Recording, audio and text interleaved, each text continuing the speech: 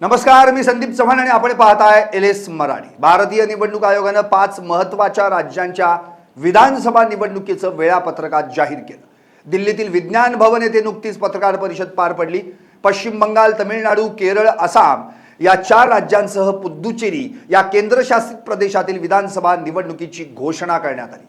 आसाम, केरळ, पुद्दुचेरी येथे 9 एप्रिल रोजी, तमिळनाडूला 23 एप्रिल रोजी तर पश्चिम बंगालमध्ये 23 आणि 29 एप्रिल अशा 2 टप्प्यात निवडणुका होणार आहेत। सर्व विधानसभेची मतमोजणी 4 मे रोजी होणार आहे, अशी माहिती मुख्य निवडणूक आयुक्त ज्ञानेश कुमार यांनी पत्रकार परिषदेत दिली।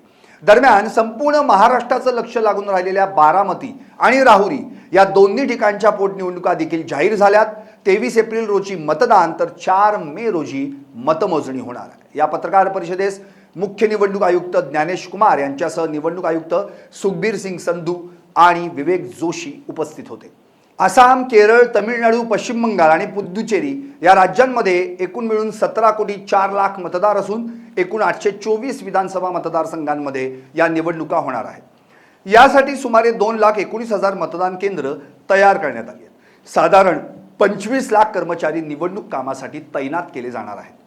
मुख्य निवडणूक आयुक्त ज्ञानेश कुमार यांनी मतदारांच्या संख्येचा आढावा देताना सांगितलं की अंतिम यादीनुसार आसाममध्ये सुमारे 2,25,00,000, केरळमध्ये 2,07,00,000, पुद्दुचेरीमध्ये 9,44,000, तमिळनाडूमध्ये 5,67,00,000 मतदार आहेत। तसेच 28 फेब्रुवारीच्या अंतिम यादीनुसार पश्चिम बंगालमध्ये 6,44,00,000 मतदार असून न्यायाधीशांच्या निर्णयानुसार जे काही अतिरिक्त पुरवणी यादी येईल ती यामध्ये नंतर समाविष्ट केली जाईल, असं मुख्य निवडणूक आयुक्त ज्ञानेश कुमार यांनी स्पष्ट केलं।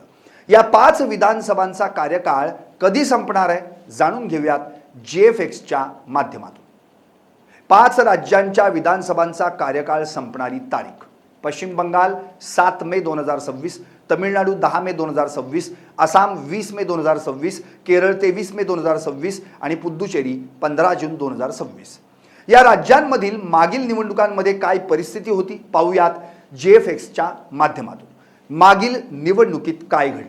5 राज्यांच्या मागील निवडणुकांचा निकाल: आसाम 2021 3 टप्प्यांत मतदान, भाजप सलग दुसऱ्यांदा सत्तेत, मुख्यमंत्री हिमंत बिस्वा शर्मा। पश्चिम बंगाल 2021 8 टप्प्यांत निवडणुका, TMCने 215 जागा जिंकल्या, मुख्यमंत्री ममता बॅनर्जी। तमिळनाडू 2021 एका टप्प्यात मतदान, द्रमुकला बहुमत, मुख्यमंत्री MK स्टॅलिन। केरळ 2021 एका टप्प्यात मतदान, LDFने 99 जागा जिंकल्या, मुख्यमंत्री पिनाराई विजयन। पुद्दुचेरी 2021 NDAने 16 जागा जिंकल्या, मुख्यमंत्री N रंगास्वामी।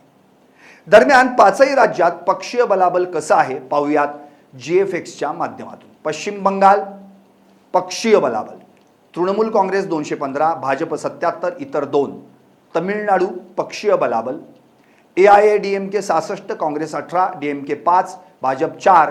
केरळ पक्षीय बलाबल: LDF 99, UDF आणि काँग्रेस 40, भाजप 1।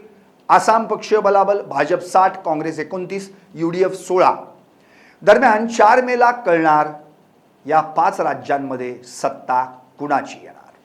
पाहत रहा LS मराठी।